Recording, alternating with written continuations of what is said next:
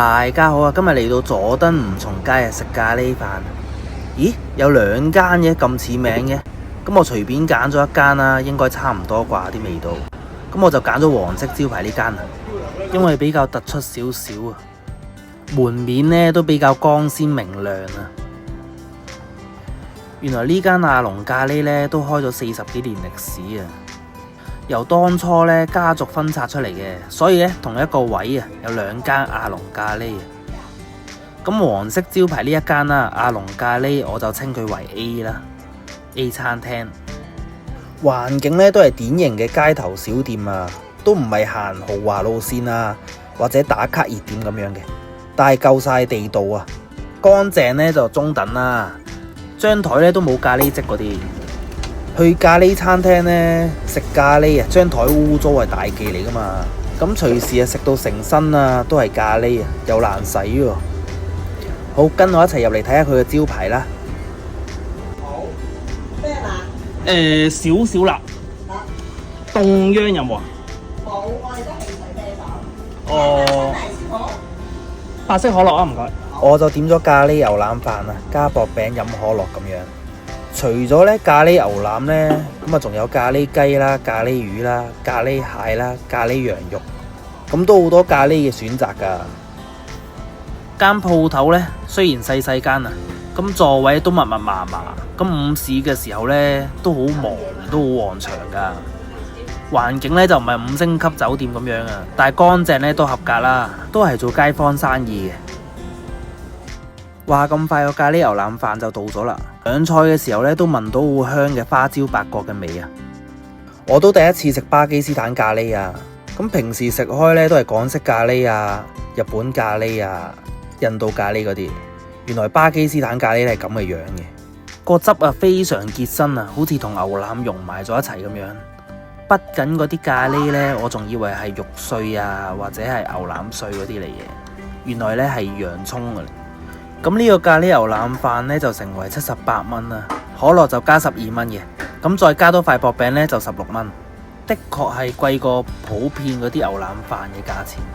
試下個牛腩飯先，咁個汁都好濃郁啊，洋蔥呢都煎到好香，香料呢個層次都好豐富啊，孜然啊、黃薑味都好突出嘅。牛腩呢就炆得好腍，牛腩呢就大概6、7件左右啦，半肥瘦。咁小辣呢，我都可以接受到嘅。當然啦，如果食到辣嘅叫大辣最好啊，配白飯掛汁一流啊。都係主要要落嗰啲洋蔥嗰啲嘅。係一個非細洋葱。哦，OK。平時咧食開港式咖喱啊，原來巴基斯坦咖喱係咁嘅款嘅。所以同印度咖喱有分別咯。好，唔該。呢個可以點食啊？就係咁樣點佢啊？點？如果有啲嘅咧，就整一個兜仔，滗起個咖喱嚟食。OK， 好，唔該。全麥餅嚟嘅呢塊。呢塊薄餅呢就全麥餅嚟嘅。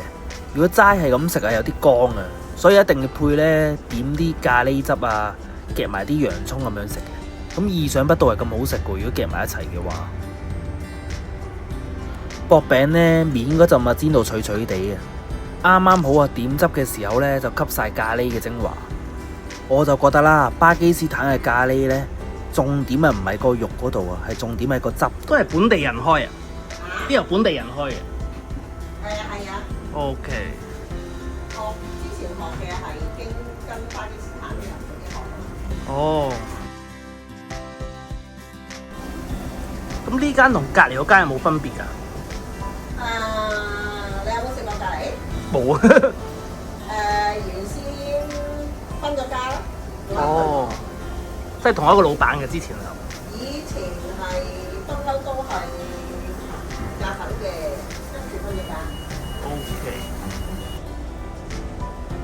晏晝會唔會有啲優惠套餐啊？後面嗰個65蚊下午茶。哦。嗰個係 lunch time 同埋下午茶都係。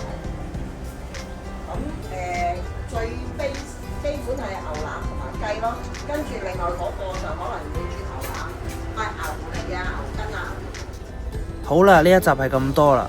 至於阿龍咖喱 A 呢一間呢，係幾好食嘅。至於抵唔抵食呢，就見仁見智啦。環境 OK 嘅，個汁係幾好食嘅。下次嚟呢，都係唔好揀白飯啊，都係直接揀個薄餅配汁，更有性價比。